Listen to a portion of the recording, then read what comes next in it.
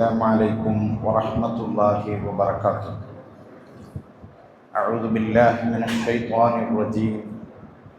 بسم الله الرحمن الرحيم. الحمد لله رب العالمين. الصلاة والسلام على سيد المرسلين وعلى آله وصحبه أجمعين. أما بعد. സമാദരണീയരായ സഹോദരന്മാരെ, പരിശുദ്ധ റമദാൻ ഷരീഫിൻ്റെ വളരെ വിലപ്പെട്ട, തിരിച്ചെടുക്കാൻ കഴിയാത്ത 9 ദിവസങ്ങൾ നമ്മിൽ നിന്ന് ഇന്ന് വിട പറയുകയാണ്. ഓരോ ദിവസങ്ങളും ഓരോ മണിക്കൂറുകളും മിനിറ്റുകളും റമദാനിൽ നിന്ന് വിട പറയുമ്പോൾ ഇനി ഒരിക്കലും അത് തിരിച്ചു വരില്ല, ഞാൻ എന്തു നേടി എന്ന് നമ്മൾ ഓരോരുത്തരും സഗൗരവം ആലോചിക്കേണ്ടതാണ്. നമ്മളിൽ പലരും പലപ്പോഴും പരിമിതികളെ പഴുതുകളാക്കാൻ ശ്രമിക്കുന്നവരാണ്.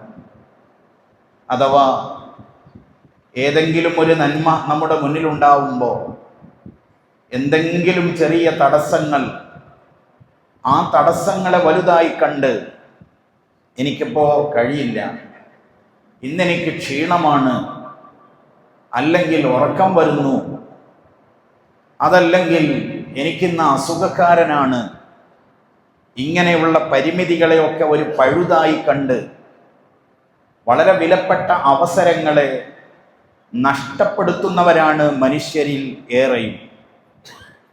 എന്നാൽ പരിമിതികളെ വകവെക്കാതെ ആ പരിമിതികളെ അതിജയിക്കുന്നവരാണ് ജീവിതത്തിൽ ഭാഗ്യം സിദ്ധിച്ചവർ എന്ന് നമ്മൾക്ക് എല്ലാവർക്കും മനസ്സിലാക്കാൻ സാധിക്കും. ചരിത്രത്തിൽ വലിയ അടയാളപ്പെടുത്തലുകൾ നടത്തിയ പല മഹാരഥന്മാരുടെയും ജീവിതം എടുത്ത് പരിശോധിച്ചു നോക്കിയാൽ അവരൊക്കെ വലിയ പരിമിതികളിൽ പ്രയാസപ്പെടുന്നവരായിരുന്നു എന്ന് നമ്മൾക്ക് മനസ്സിലാക്കാൻ കഴിയും. അത് മതപരമായി മാത്രമല്ല, ഭൗതികമായും ഉയർച്ചയിലെത്തിയ പലരും അവരുടെ പരിമിതികളെ ഒരു പഴുതായി കണ്ട് എനിക്കൊന്നും കഴിയില്ല എന്ന് കരുതിയിരുന്നെങ്കിൽ അവരുദ്ദേശിച്ച സ്ഥലങ്ങളിലോ സ്ഥാനങ്ങളിലോ എത്തുമായിരുന്നില്ല. അതുകൊണ്ട് ഒരു വിശ്വാസിയെ സംബന്ധിച്ചിടത്തോളം അവൻ അല്ലാഹു നൽകിയിട്ടുള്ള പരിമിതി അവൻ ഏറ്റവും വലിയ സൗഭാഗ്യം നേടിയെടുക്കാനുള്ള അവസരമാണ് എന്ന് നമ്മളെല്ലാവരും മനസ്സിലാക്കണം. ക്ഷീണത്തെ മാറ്റിവെക്കുന്നിടത്താണ് വിജയം. അതല്ലെങ്കിൽ തൻ്റെ ചെറിയ അസുഖമോ തൻ്റെ മറ്റ് ബുദ്ധിമുട്ടുകളോ മാറ്റിവെച്ച് അള്ളാഹുവിങ്കലേക്ക് അടുക്കുമ്പോഴാണ് പരിശുദ്ധ റമദാനിൽ നമ്മൾക്ക് അത്ഭുതങ്ങൾ ഉണ്ടാക്കാൻ കഴിയും. കാരണം ഈ പരിമിതി എന്നും നമ്മുടെ കൂടെ തന്നെ ഉണ്ടാവും. എന്നും ആ ഒരു പരിമിതിയുടെ പേരിൽ നമ്മൾ നന്മകളിൽ നിന്ന് പുറകോട്ട് പോയാൽ വലിയ നഷ്ടം സംഭവിച്ചവരായിരിക്കും നമ്മളെന്ന് സാന്ദർഭികമായി ഞാൻ സൂചിപ്പിക്കുകയാണ്. ഞാനൊരു ഉദാഹരണം നിങ്ങളുടെ മുന്നിലേക്ക് വെക്കുന്നു. മദീനയിലെ പൗരപ്രമുഖനായിരുന്നു മഹാനായ അംർ ഇബ്നുൽ ജമൂഹ് റളിയല്ലാഹു അൻഹു. അവസാനം ഇസ്ലാമിലേക്ക് വന്ന ആളുകളിൽപ്പെട്ട ആളാണ് അംർ ഇബ്നുൽ ജമൂഹ്. മഹാനവർകൾക്ക് 4 മക്കളുണ്ടായിരുന്നു, 3 ആൺമക്കളും ഒരു പെൺകുട്ടിയും. അവരൊക്കെയും നേരത്തെ ഇസ്ലാമിലേക്ക് വന്നവരാണ്. മഹാനായ മുആദ്, മുഅവ്വിദ്, ഖല്ലാദ് റളിയല്ലാഹു അൻഹും അവരൊക്കെയാണ് മഹാനവർകളുടെ ആൺമക്കൾ. അവസാനമാണ് പിതാവ് പരിശുദ്ധ ഇസ്ലാമിലേക്ക് വരുന്നത്. അംർ ഇബ്നുൽ ജമൂഹിനെ നമ്മൾക്കെല്ലാവർക്കും പരിചയമുണ്ടാവും. ഒരു പക്ഷേ ചരിത്രത്തിൽ നമ്മൾ ഒരുപാട് വായിച്ചിട്ടുണ്ടാവും. അദ്ദേഹം കാലിന് നല്ല മുടന്തുള്ള ഒരാളായിരുന്നു. തൻ്റെ കാലിൻ്റെ മുടന്ത് അദ്ദേഹത്തെ വല്ലാതെ പ്രയാസപ്പെടുത്തിയിരുന്നു. പരിശുദ്ധ ഇസ്ലാമിലേക്ക് മഹാനവർകൾ വന്ന ആ ഒരു ഘട്ടം, ബദർ യുദ്ധത്തിന് വേണ്ടി നബിയും സഹാബത്തും പോകാൻ ഒരുങ്ങുമ്പോൾ മുടന്തനായ, കാലിൽ മുടന്തുള്ള അംർ ഇബ്നുൽ ജമൂഹ് പുണ്യനബി സല്ലല്ലാഹു അലൈഹി വസല്ലമ തങ്ങളോടും തൻ്റെ മക്കളോടുമൊക്കെ ബദർ യുദ്ധത്തിൽ പങ്കെടുക്കാൻ താല്പര്യപ്പെടുന്നു. സ്വാഭാവികമായും വഖാലു ലഹു, അദ്ദേഹത്തിന്റെ മക്കൾ അദ്ദേഹത്തോട് പറഞ്ഞു, ഇന്നല്ലാഹ ഖദ് അദറക, അല്ലാഹു തആല നിങ്ങൾക്ക് വിട്ടുവീഴ്ച തന്നിരിക്കുന്നു, നിങ്ങൾ യുദ്ധത്തിന് പോവേണ്ട ആവശ്യമില്ല. വ അൻത റജുലുൻ അറജ് ശദീദുൽ അറജ്, അങ്ങ് കടുത്ത മുടന്തുള്ള, നടക്കാൻ പ്രയാസമുള്ള ആളാണ്. ഞാൻ പറയട്ടെ, നമ്മളിൽ പലരും അങ്ങനെയുള്ള പ്രയാസങ്ങൾ അഭിമുഖീകരിക്കുന്നവരുണ്ട്. ഞാൻ അവരെ ചെറുതായി കാണിക്കുകയല്ല. പക്ഷേ ആ പരിമിതിയെയും മറികടക്കാൻ ഒരു മനുഷ്യന് സാധിക്കണം. ഞാൻ ഇങ്ങനെ ആയിപ്പോയി എന്ന് പറഞ്ഞൊരു മൂലയിലിരിക്കുന്നതിന് പകരം ഈ മുടന്തിനെയും ഈ പ്രയാസത്തെയും ഈ വൈകല്യത്തെയും എനിക്ക് മറികടക്കാൻ സാധിക്കുമെന്ന് ഒരു മനുഷ്യന് പറയാൻ കഴിയുമ്പോഴാണ് വിജയം. മഹാനായ അംർ ഇബ്നുൽ ജമൂഹിനെ അന്ന് മക്കൾ തടഞ്ഞു വെച്ചു. ബദറിൽ പങ്കെടുക്കാൻ മഹാനവർകൾക്ക് സാധിച്ചില്ല. മഹാനവർകളോട് പറഞ്ഞു, നിങ്ങൾക്ക് കുറ്റമില്ലെന്ന് പറഞ്ഞു. ദീർഘയാത്രയുണ്ട് മദീനയിൽ നിന്ന് ബദറിലേക്കെന്ന് പറഞ്ഞ് അന്ന് ബാപ്പയെ അവർ മാറ്റി നിർത്തി. തൊട്ടടുത്ത കൊല്ലം ഉഹദ് യുദ്ധം സമാഗതമാവുകയാണ്. ഉഹദിൽ പോവേണ്ട സമയമായപ്പോഴും മുടന്തനായ, നടക്കാൻ കഴിവില്ലാത്ത, ഒരു കാലുകൊണ്ട് തുള്ളിച്ചാടി നടക്കുന്ന അംർ ഇബ്നുൽ ജമൂഹ് റളിയല്ലാഹു അൻഹു ഉഹദിലേക്ക് പോകാൻ വേണ്ടി ഒരുങ്ങി. ഉഹദിലേക്ക് പോകാൻ വേണ്ടി ഒരുങ്ങുമ്പോ മഹാനവർകളുടെ പ്രായം നമ്മൾ മനസ്സിലാക്കണം. 60-ലധികം പ്രായമുള്ള മഹാനാണ് അംർ ഇബ്നുൽ ജമൂഹ് റളിയല്ലാഹു അൻഹു. നമ്മളിൽ എത്ര പേർക്ക് തറാവീഹുകൾ എത്ര നഷ്ടമായി എന്ന് ഈ ഒരു അവസരത്തിൽ നമ്മൾ ഓർക്കണം. ഏതൊക്കെയോ പരിമിതികളുടെ പേരിൽ ഇന്നെനിക്ക് വയ്യ, ഇന്നെനിക്ക് കഴിയില്ല, നാളെയാവാം എന്ന് കരുതി ഏതൊക്കെ നന്മകളിൽ നിന്ന് നമ്മൾ ലീവ് എടുത്തിട്ടുണ്ട് എന്നും നമ്മളൊന്ന് ആലോചിക്കണം. 60 വയസ്സു കഴിഞ്ഞ മുടന്തനായ അംർ ഇബ്നുൽ ജമൂഹ് യുദ്ധത്തിന് പോകാൻ വേണ്ടി ഒരുങ്ങിയപ്പോ ബദറിൽ പോകുമ്പോ മക്കൾ തടഞ്ഞതുപോലെ തന്നെ മക്കൾ ഉഹദിൽ പോവാൻ വേണ്ടിയും ഒരുങ്ങിയപ്പോ ബാപ്പാനെ തടഞ്ഞു. ബാപ്പാനെ തടഞ്ഞപ്പോൾ ബാപ്പാക്ക് പ്രയാസമായി. ബാപ്പയ്ക്ക് ദേഷ്യം വന്നു. മഹാനവർകൾ കരഞ്ഞു, പൊട്ടിക്കരഞ്ഞുകൊണ്ട് വന്നു അഷ്റഫുൽ ഖൽഖ് മുഹമ്മദുർ റസൂലുള്ളാഹി സ്വല്ലല്ലാഹു അലൈഹി വസല്ലമ തങ്ങളുടെ അരികിൽ. എനിക്ക് ഉദ്റുണ്ട്, എനിക്ക് പോവാതിരിക്കാൻ ന്യായമുണ്ട്, ഞാൻ എന്തിനാണ് വെറുതെ പോകുന്നത് എന്ന് ചിന്തിക്കുന്നതിന് പകരം മഹാനവർകൾ പറഞ്ഞു, യാ നബി അല്ലാഹ്, അല്ലാഹുവിന്റെ തിരുദൂതരെ, ഇന്ന അബ്നായി ഹൗലാ, എൻ്റെ ആ മക്കളില്ലേ നബിയെ, യുരീദൂന അൻ യഹ്ബിസൂനി, അവരെന്നെ പിടിച്ചു വെക്കാൻ ഒരുങ്ങുകയാണ് നബിയെ, അവരെന്നെ തടഞ്ഞു വെക്കുകയാണ്. അൻ ഹാദൽ ഖൈർ, ബദറിലോ അവരെന്നെ തടഞ്ഞു, എനിക്ക് പോകാൻ കഴിഞ്ഞില്ല.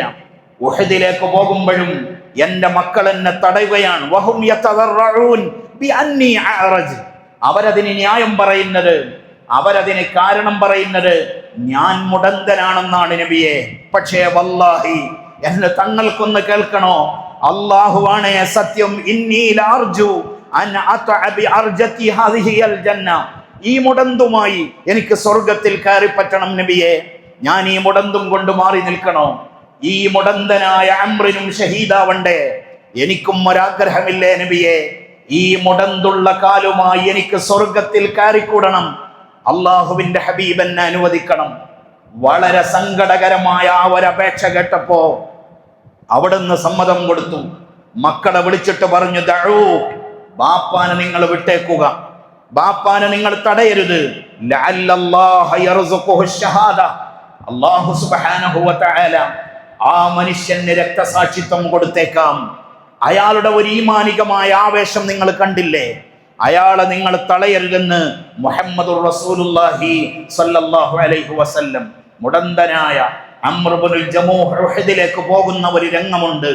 തന്റെ ഭാര്യയോട് അദ്ദേഹം വിട ചൊല്ലുകയാണ്, ഇനി ഞാൻ തിരിച്ചു വരില്ല, ഞാൻ അവിടെ ഷഹീദാകും, എനിക്ക് സ്വർഗത്തിലേക്ക് പാറിപ്പറക്കണം, എന്റെ മുടന്ത് സ്വർഗത്തിന് തടസ്സമാവാൻ പാടില്ല. ഭാര്യയോട് യാത്ര പറഞ്ഞു, മക്കളെ കെട്ടിപ്പിടിച്ചു, ചേർത്ത് പിടിച്ചു, മക്കൾക്ക് ചുംബനം കൊടുത്തു. അവിടെ വെച്ചുകൊണ്ട് മഹാനവർകൾ നടത്തിയ ഒരു ദുആ ഉണ്ട്. ആ ദുആ ഇങ്ങനെയാണ്, അല്ലാഹുമ്മർസുഖ്നി ശഹാദ, പടച്ചവനെ എനിക്ക് നീ ഷഹീദാവാൻ ഒരു അവസരം തരണം റബ്ബേ, എന്നെ നീ ശുഹദാക്കളിൽ പെടുത്തണം റബ്ബേ. വലാ തറുദ്ദനി ഇലാ അഹ്ലി ഖായിബ, എന്റെ വീട്ടിലേക്ക് എന്നെ ഖായിബാക്കി മടക്കരുത് റബ്ബേ, എന്നെ എന്റെ വീട്ടിലേക്ക് നീ തിരിച്ചു കൊണ്ടുവരരുത്, എനിക്ക് ഷഹീദാവണം, ഈ മുടന്തുള്ള കാലുമായി എനിക്ക് സ്വർഗത്തിലേക്ക് പാറിപ്പറക്കണം. പരിശുദ്ധ റമളാനിന്റെ 9 തറാവീഹുകൾ വിട പറയുമ്പോ നമ്മളിൽ എത്ര പേർക്ക് അത് നഷ്ടമായെന്ന് ആലോചിക്കുക. സുബഹിയുടെ ജമാഅത്തിന് ഈ പള്ളിയിൽ എത്ര പേർ പങ്കെടുത്തു എന്നാലോചിക്കുക. ഇത്ര ദിവസമായിട്ട് എത്ര ജുസ് ഖുർആൻ ഓതി എന്ന് ചിന്തിക്കുക. ഇത്തികാഫിന് വേണ്ടി എത്ര സമയം കണ്ടെത്തി എന്നാലോചിക്കുക. നമ്മുടെ പരിമിതികളാണ് നമ്മൾക്ക് തടസ്സങ്ങളെങ്കിൽ ഈ പരിമിതിയുമായി നമ്മൾ ഒരിടത്തിരിക്കലേ ഉണ്ടാവൂ.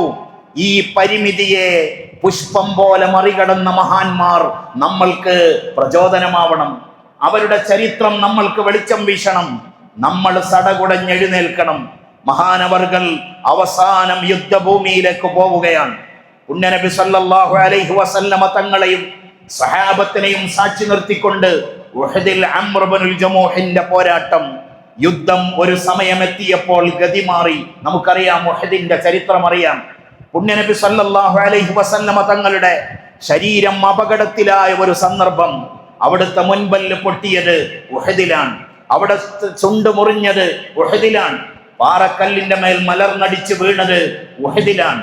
ശത്രുക്കൾ ഉണ്ടാക്കിയ ചതിക്കുഴിയിൽ അവിടെ നകപ്പെട്ടു പോയതൊക്കെ ഉഹദിലാണ്. ആ ഒരു ഘട്ടത്തിലാണ് സഹാബത്ത് ഛിന്ന ഭിന്നമായത്. ഛിന്ന ഭിന്നമായപ്പോൾ അവിടുത്തെ ശരീരത്തിന് പ്രൊട്ടക്ഷൻ കൊടുക്കാൻ മുന്നിൽ വന്നവരുടെ കൂട്ടത്തിൽ മഹാനായ അംർ ഇബ്നുൽ ജമൂഹ് എന്ന ഈ ഒരു മുടന്തനായ, കാലിൽ മുടന്തുള്ള സഹാബി ഉണ്ടായിരുന്നു. ആ സഹാബി യുദ്ധത്തിലുടനീളം വിളിച്ചു പറഞ്ഞ ഒരു ഡയലോഗുണ്ട്, ഒരു മുദ്രാവാക്യമുണ്ട്. എന്താണ് മുദ്രാവാക്യം? നല്ല AC ഉള്ള റൂമിൽ അല്ലെങ്കിൽ ഫാനിന്റെ ചുവട്ടിൽ സർവ്വസുഖ സൗകര്യങ്ങളും ആസ്വദിച്ചുകൊണ്ട് കഴിയുമ്പോഴും പരിശുദ്ധ റമളാനിന്റെ വിലപ്പെട്ട ദിവസങ്ങളിലെ നന്മകൾ നഷ്ടമാവുന്ന എന്നെ പോലത്തവർ കേൾക്കേണ്ട ഒരു മുദ്രാവാക്യമാണത്.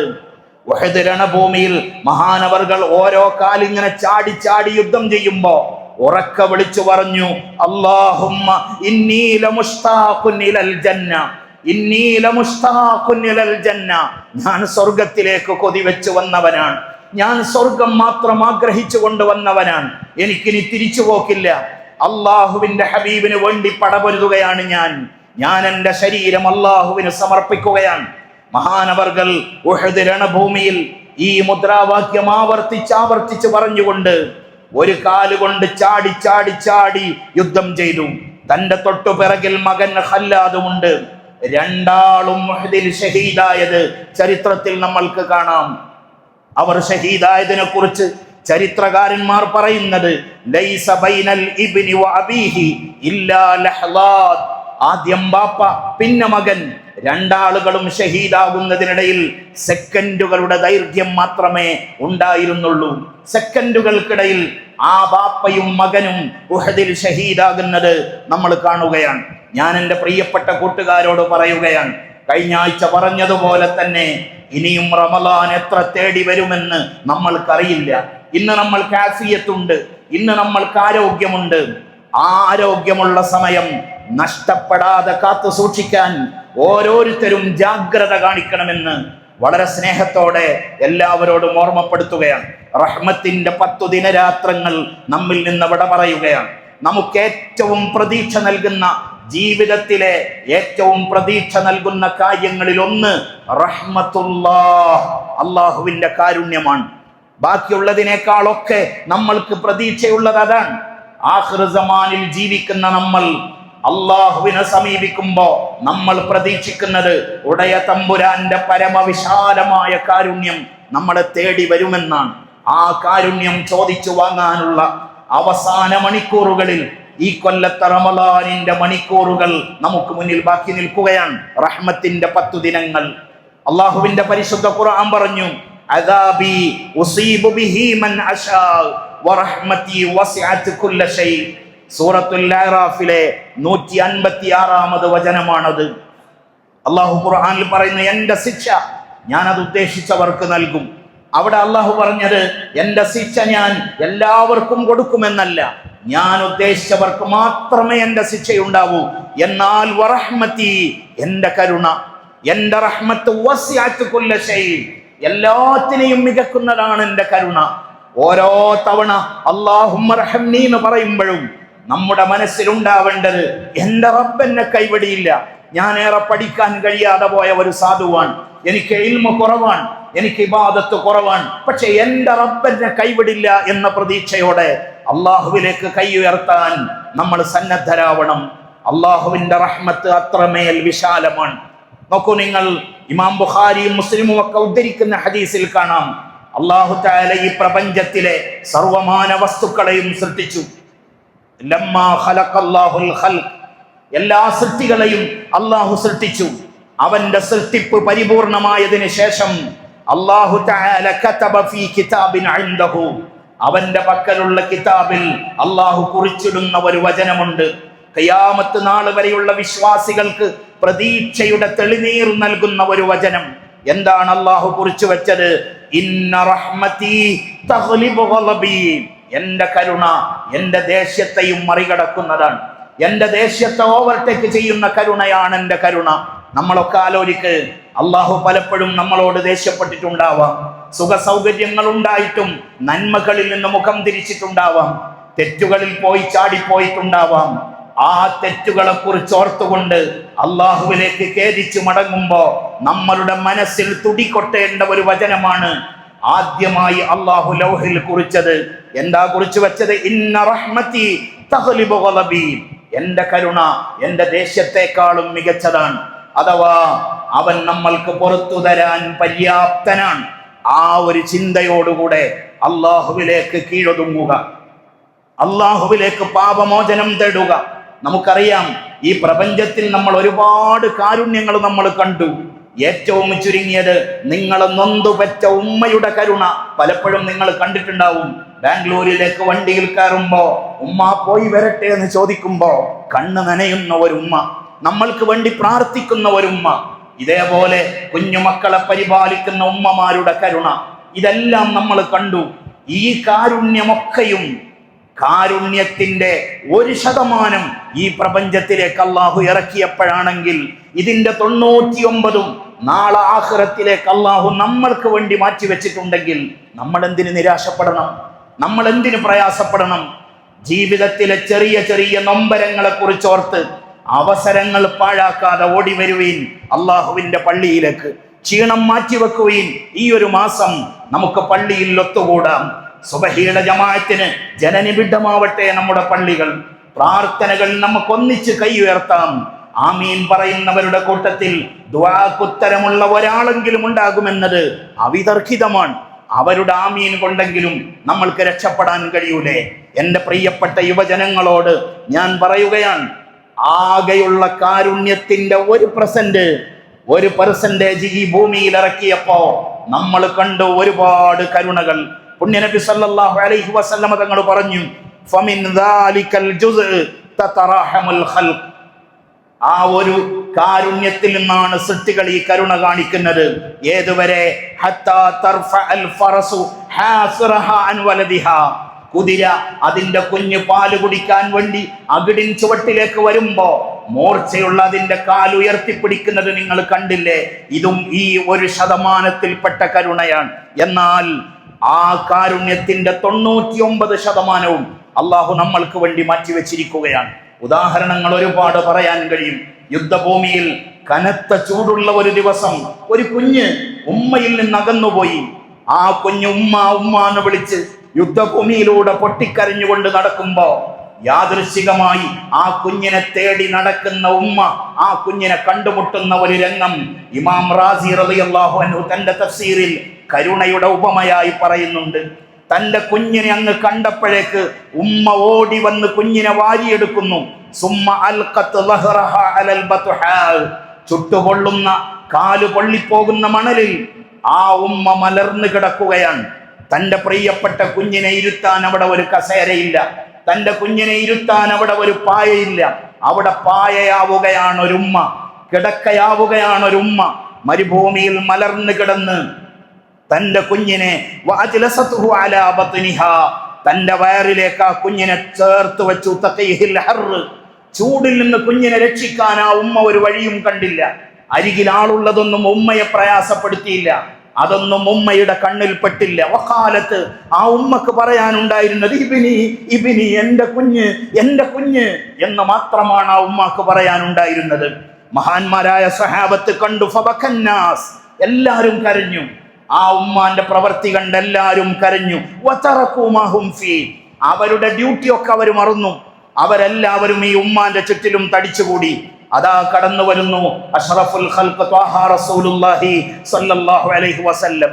എല്ലാവരും ഒരിടത്ത് കൂട്ടം കൂടി നിൽക്കുന്നത് കണ്ട് അവിടുന്ന് വന്നു നോക്കുമ്പോ ഈ കണ്ട കാഴ്ച കണ്ടപ്പോൾ സഹാബത്ത് അത് വിശദീകരിച്ചു കൊടുത്തു. ആ സമയത്ത് അവിടുന്ന് ചോദിച്ച ഒരു ചോദ്യമുണ്ട്. ആജിബത്തും മിൻ റഹ്മത്തി ഹാദിഹി ബിബിനിഹാ, ഈ ഉമ്മ അതിന്റെ കുഞ്ഞിനോട് കാണിക്കുന്ന കരുണ കണ്ട് നിങ്ങൾ അത്ഭുതപ്പെട്ടു പോയോ? എന്നാൽ ഫഇന്നല്ലാഹ തആല അർഹമു ബികും ജമീഅ, നിങ്ങളുടെ യജമാനനായ റബ്ബ് ഈ ഉമ്മ അതിന്റെ കുഞ്ഞിനോട് കാണിക്കുന്നതിനേക്കാളും എത്രയോ കരുണയുള്ളവനാണ്. ആ റബ്ബിൽ പ്രതീക്ഷ കൈവിടാതിരിക്കുക. ആ അള്ളാഹു നമ്മളെ ഒരിക്കലും കൈവിടില്ലെന്ന് നമ്മൾ പ്രതീക്ഷിക്കുക. ഒരുപാട് ആളുകൾ വേദനിക്കുന്ന കഥകളുമായി എന്നെ സമീപിച്ചു. ഇന്ന് തന്നെ പലരും വന്നു. രോഗങ്ങളുടെ, പ്രയാസങ്ങളുടെ. എവിടെയും തളർന്നു പോവരുത്, എവിടെയും നമ്മൾക്ക് ക്ഷീണം പറ്റരുത്, അള്ളാഹുവിന്റെ കാരുണ്യത്തിൽ ആശമുറിയരുത്. ചെറിയ ദുനിയാവിലെ പ്രയാസങ്ങൾക്ക് അവന്റെ വിധിയെ കുറ്റപ്പെടുത്തുന്നവരായി നമ്മൾ മാറരുത്. എന്നോട് എന്റെ റബ്ബ് എന്തിനിത് ചെയ്തു എന്നതിന് പകരം അല്ലാഹുമ്മ റഹംനി യാ അർഹമർ റഹീമീൻ എന്ന് മനമുരുകി പറയാനുള്ള ഒരു സമയമാണ് ഈ സമയം. ഞാൻ എൻ്റെ വാക്കുകൾ അവസാനിപ്പിക്കുകയാണ്. വയറിന് അസുഖം ബാധിച്ച് മഹാനായ ഖബ്ബാബ് റളിയല്ലാഹു അൻഹു തന്റെ വീട്ടിൽ കഴിയുമ്പോൾ 7 തവണ ചൂട് വെച്ചിരുന്നു മഹാനവറുകളുടെ വയറിൽ. പ്രാകൃതമായ ഒരു ചികിത്സാ രീതിയാണ് ഇന്നത്തെ റേഡിയേഷൻ പോലെയുള്ള. 7 തവണ ചൂട് വെച്ചുകൊണ്ട് കഴിയുന്ന മഹാനവറുകളെ കണ്ടപ്പോ സഹാബത്ത് എന്തൊക്കെയാ വിശേഷം എന്ന് ചോദിച്ചപ്പോ മഹാൻ പറഞ്ഞു, എന്റെ ഹബീബ് എന്നോട് മരണം തേടാൻ വിലക്കിയില്ലായിരുന്നുവെങ്കിൽ ലദഅഉതു ബിഹി, മരിക്കാൻ വേണ്ടി ഞാൻ ദ്വാരക്കുമായിരുന്നു. പക്ഷെ എന്റെ പ്രതീക്ഷ കൈവിട്ടിട്ടില്ല. എന്റെ ഹബീബിന്റെ വാക്കുകളാണ് എനിക്ക് പ്രതീക്ഷ. അതേപോലെ നമ്മളും പ്രതീക്ഷയുള്ളവരായി മാറുക. ഇനിയുള്ള ദിവസങ്ങൾ ഇതുവരെ ഉള്ളതിനേക്കാൾ ഊർജ്ജസ്വലരായി നമ്മൾ മാറുക. അള്ളാഹു നമ്മൾക്ക് തൗഫീക്ക് നേരട്ടെ.